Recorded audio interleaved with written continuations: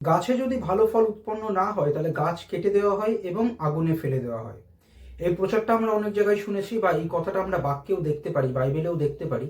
ভালো ফল না হলে গাছ কেটে দেওয়া এবং আগুনে ফেলে দেওয়া, এই বিষয়টা দেখে মানুষ এটাই বোঝে যে প্রভু যিশুতে বিশ্বাসী ব্যক্তির জীবনে যদি ভালো কাজকর্ম না থাকে তাহলে ঈশ্বর তাকে কেটে দিতে পারেন, অর্থাৎ মৃত্যুদণ্ড দিতে পারেন, এমনকি আগুনেও ফেলে দিতে পারেন বা নরকেও দিতে পারেন। সে প্রভু যিশুতে বিশ্বাসী হলেও এই বিষয়টা হতে পারে। কিন্তু এই বিষয়টা বাইবেল অনুযায়ী ভুল কথা, যদিও এইরকম ভাবে মানুষ বিষয়টাকে বোঝে এবং এইভাবে অনেকে প্রচারও করে। তো বাইবেলে কোথায় বিষয়টা লেখা আছে সেই বিষয়টা যদি আমরা দেখি, মথি 3 অধ্যায় এই কথাটি এক জায়গায় পাওয়া যায়, যেখানে যোহন বাপ্তাইজক বলছেন যে গাছে যদি ভালো ফল না হয় তাহলে তা কেটে ফেলা হবে এবং আগুনে দিয়ে দেওয়া হবে। এবং এই কথাটা বলার পরের পদে তিনি বলছেন যে তিনি মন পরিবর্তনের বাপ্তিস্মে বাপ্তাইজিত করছেন মানুষদের, কিন্তু তার পরবর্তীকালে এক ব্যক্তি আসছে, যোহন বাপ্তাইজক থেকেও সেই ব্যক্তি শক্তিশালী, সেই ব্যক্তির পাদুকার বন্ধন খোলার যোগ্যও যোহন বাপ্তাইজকের নেই, এবং সেই ব্যক্তি মানুষকে পবিত্র আত্মায় ও অগ্নিতে বাপ্তাইজিত করবে। অর্থাৎ প্রভু যিশুর আগমনের কথা যোহন বাপ্তাইজক বলছেন। তাহলে যাদের উদ্দেশ্যে যোহন বাপ্তাইজক বললেন যে গাছে যদি ভালো ফল না হয় তাদেরকে কেটে আগুনে ফেলে দেওয়া হবে, তারা কি প্রভু যিশুতে বিশ্বাসী? না।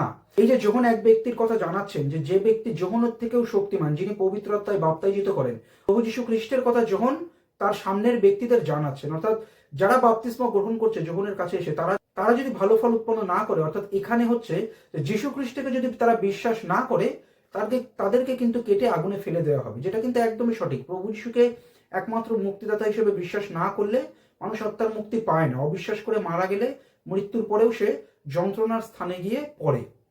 অর্থাৎ যখন এমন ব্যক্তিদের উদ্দেশ্যে এই কথাটা বলেননি যে যারা অলরেডি প্রভু যিশুকে বিশ্বাস করে নিয়েছে সঠিকভাবে একমাত্র ত্রাণকর্তা মুক্তিদাতা হিসেবে, তাদেরকে যে কেটে আগুনে ফেলে দেওয়া হবে, এই কথাটা কিন্তু যখন বলছেন না, বরং যারা এখনো প্রভু যিশুতে বিশ্বাসী হয়নি, যারা মন পরিবর্তনের বাপ্তিস্মে বাপ্তাইজিত হয়েছে যোহনের কাছে, যাদের এখনো সেই ব্যক্তির উপরে বিশ্বাস করতে হবে, যোহনের পরে যিনি আসবেন অর্থাৎ প্রভু যিশুর উপরে, সেই প্রভু যিশুর উপরে বিশ্বাস করতে হবে, তাকে বিশ্বাস করাটাই হচ্ছে তাদের সেই ফল। অর্থাৎ অবিশ্বাসী ব্যক্তি যদি প্রভু যিশুকে বিশ্বাস না করে তাহলে কেটে ফেলা হবে, আগুনে ফেলে দেওয়া হবে, এই বিষয়টা সঠিক।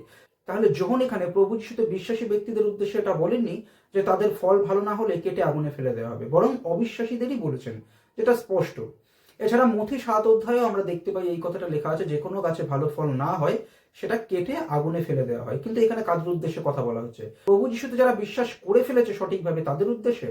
তা কিন্তু না। যদি আমরা মথি 7 অধ্যায় 15 পদ দেখি, সেখানে লেখা আছে যে ভাক্ত ভাববাদীগণ হইতে সাবধান, তারা কেন্দুয়া কিন্তু মেষের বসে আসে, যে তাদের ফল দ্বারাই তোমরা চিনতে পারবে।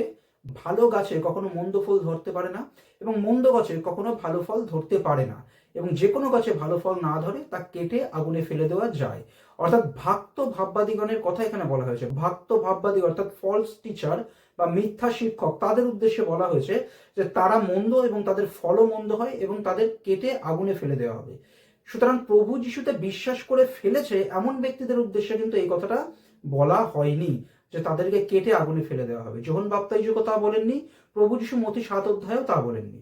এবার অনেকে যোহন লিখিত সুসমাচার 15 অধ্যায় যে কথা লেখা আছে সেই কথাটা ভাবতে পারে যে যোহন 15 অধ্যায় প্রভু যিশু বলেছেন যে তিনি প্রকৃত দ্রাক্ষালতা, প্রভু যিশুতে স্থিত যে কোনো শাখায় ভালো ফল না ধরে তা কিন্তু কেটে ফেলা হয়। এই কিন্তু আমরা যদি ভালো করে দেখি, এখানে কি বলা হচ্ছে যে প্রভু যিশুতে স্থিত অর্থাৎ প্রভু যিশুতে বিশ্বাসী, এখানে কিন্তু বিশ্বাসীদেরই কথা বলা হচ্ছে। যদি ফল না ধরে প্রভু যিশুতে বিশ্বাসী হয়েও, তাহলে কি লেখা আছে? কেটে ফেলা হবে। কিন্তু আগুনের কথা কি লেখা আছে? না, ওখানে কিন্তু আগুনের কথা লেখা নেই। যদি আমরা যখন 15 অধ্যায় 6 পদে দেখি, সেখানে লেখা আছে যে কোনো ব্যক্তি প্রভু যিশুতে থাকে না, অর্থাৎ অবিশ্বাসী, প্রভু যিশুতে স্থিত মানেই বিশ্বাসী, প্রভু যিশুতে থাকে না মানেই অবিশ্বাসী, সেই ব্যক্তিদের কথা বলেছেন। যে কোনো ব্যক্তি প্রভু যিশুতে থাকে না বা যে কোনো ডাল সেই প্রকৃত দ্রাক্ষালতায় স্থিত হয় না, অর্থাৎ বিশ্বাসী না, তাদেরকে বাইরে ফেলে দেওয়া হয় এবং আগুনে পুড়িয়ে দেওয়া হয়। যোহন লিখিত সুসমাচার 15 অধ্যায়ে প্রভু যিশু বলেননি যে প্রভু যিশুতে স্থিত শাখায় যদি ফল না ধরে তিনি কেটে আগুনে ফেলে দেবেন, এই আগুনের বিষয়টা নেই, কেটে দেওয়া পর্যন্ত আছে। এবং যখন 15 অধ্যায় 6 পদে আগুনের বিষয় আছে তাদের ক্ষেত্রেই যারা প্রভু যিশুতে স্থিত না, অর্থাৎ অবিশ্বাসী।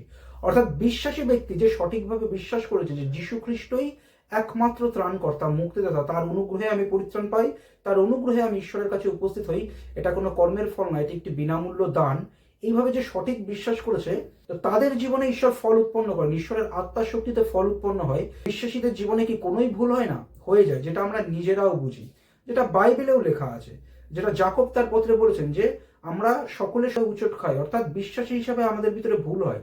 বিশ্বাসীরা যখন পাপ করে, সঠিক বিশ্বাসীরা যখন ভুল করে, ঈশ্বর তার আত্মা দ্বারা তাদের চেতনা দেন, তারা ক্ষমা চায়, তারা অনুতপ্ত হয় পবিত্র আত্মার শক্তিতে। বা অনেক ক্ষেত্রে পাপের পরিমাণ বেশি হলে ঈশ্বর কিন্তু শাসন করেন, যে তিনি যে পুত্রকে গ্রহণ করেন তাকে শাসন করেন, তাকে প্রহার করেন। প্রহার করার বা শাসন করার কি দরকার? কারণ তাদের ভিতরে এখনো কিছু ভুল হচ্ছে, হয়তো বিশ্বাসে সঠিক কিন্তু কিছু ভুল হচ্ছে, কিছু পাপ হচ্ছে। সেই ক্ষেত্রে ঈশ্বর শাসন করছেন, প্রহার করছেন। পাপের মাত্রা বেশি হলে ঈশ্বর আরো শাসন করতে পারেন বা মৃত্যুদণ্ড পর্যন্ত দিতে পারেন। কিন্তু সঠিক বিশ্বাসীকে আগুন পর্যন্ত, অর্থাৎ নরক পর্যন্ত কখনোই নিয়ে যাওয়া হয় না। এটা যেন আমরা বুঝি। একজন যে সঠিকভাবে প্রভু যিশুতে বিশ্বাস করেছে সে অনন্ত জীবন প্রাপ্ত হয়েছে। প্রভু যিশু বলেছেন যে সে কখনো বিনষ্ট হয় না এবং প্রভু যিশুর হাত থেকে কেউ কখনো কেড়ে নিতে পারে না। প্রভু যিশু বলেছেন যে তার কাছে আসে তিনি কোনো মত তাকে বাইরে ফেলে দেবেন না। তিনি বলেছেন পিতা যতজন প্রভু যিশুকে দেন তাদের কাউকেই তিনি হারাবেন না, শেষ দিনে উঠাবেন। অর্থাৎ সঠিক বিশ্বাসী কেউই নরক পর্যন্ত যায় না। প্রভু যিশুতে সঠিক বিশ্বাসী ব্যক্তি ভুল করলে পবিত্র আত্মায় সে অনুতপ্ত হয়, অনেক ক্ষেত্রে শাসন পেতে পারে, কি মৃত্যুদণ্ড পেতে পারে। বা 1 করিন্থীয় 3 অধ্যায়ে আমরা দেখতে পাই যে কর্ম অনুযায়ী যখন বিচার হয়, তো যার কর্ম ভালো, অর্থাৎ বিশ্বাসী হয়ে পৃথিবীর জীবনে যে ভালো কাজ করেছে, ভালোভাবে ঈশ্বরের ইচ্ছা অনুযায়ী চলেছে, সে বেতন পায়, সে ভালো পুরস্কার পায়। কিন্তু যার কর্ম খারাপ হলে, অর্থাৎ সঠিক বিশ্বাসী হয়েও বিভিন্ন বিষয়ে পাপ করলে বা ভুল করলে, সেক্ষেত্রে সে স্বর্গে গিয়ে পুরস্কার হারাতে পারে, সে ক্ষতিগ্রস্ত হবে, তার কর্ম পুড়ে যাবে, কিন্তু আপনি পরিত্রাণ পাবে। এই বিষয়টা লেখা আছে 1 করিন্থীয় 5 অধ্যায়ে। আমরা একটি ঘটনা দেখতে পাই যে এক ব্যক্তি যে সঠিকভাবে বিশ্বাসী হয়েছে কিন্তু খুবই জঘন্য একটা পাপ করেছে, যে সেই বিশ্বাসী ব্যক্তি ব্যভিচারে লিপ্ত হয়েছে, এবং পৌল সেই ব্যক্তির ক্ষেত্রে বলেছেন যে মাংসের বিনাশার্থে শয়তানের হাতে সমর্পণ করা হবে, যাতে প্রভুর দিনে আত্মা পরিত্রাণ পায়। একটি জঘন্য ব্যভিচারের কর্ম লিপ্ত হয়েছে সেই ব্যক্তি, এবং সেই ব্যক্তি ঈশ্বর থেকে শাসনপ্রাপ্ত হবে।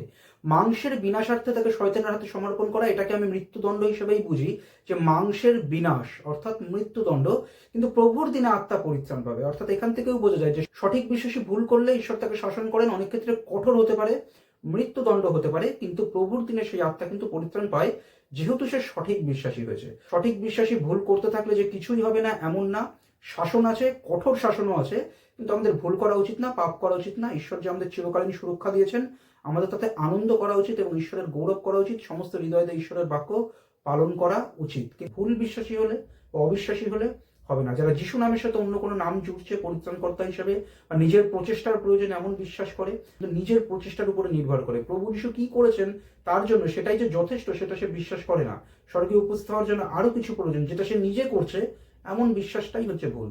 প্রভু যিশু আমাদের জন্য যা করে দিয়েছেন সেটা যথেষ্ট, তাকে বিশ্বাস করে আমরা পরিত্রাণ পাই, তিনি পরিত্রাণ ধরে রাখেন এবং আমরা বিনামূল্যে স্বর্গে উপস্থিত হই। এটা একটি বিনামূল্য দান।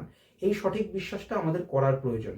গাছে ফল না হলে ঈশ্বর গাছ কেটে দেবেন এবং আগুনে ফেলে দেবেন, এই বিষয়টা অবিশ্বাসীদের ক্ষেত্রে, বিশ্বাসীদের ক্ষেত্রে নেই, যেটা বাইবেল পড়লে আপনি বুঝতে পারবেন। অর্থাৎ ভুল যেন আমরা বিশ্বাস না করি, ভুল প্রচার যেন অন্যকে না করি, ভুল প্রচার শুনলেও যেন আমরা সঠিক বিশ্বাসে স্থির থাকি এবং অন্যকে সঠিকটা জানাতে পারি।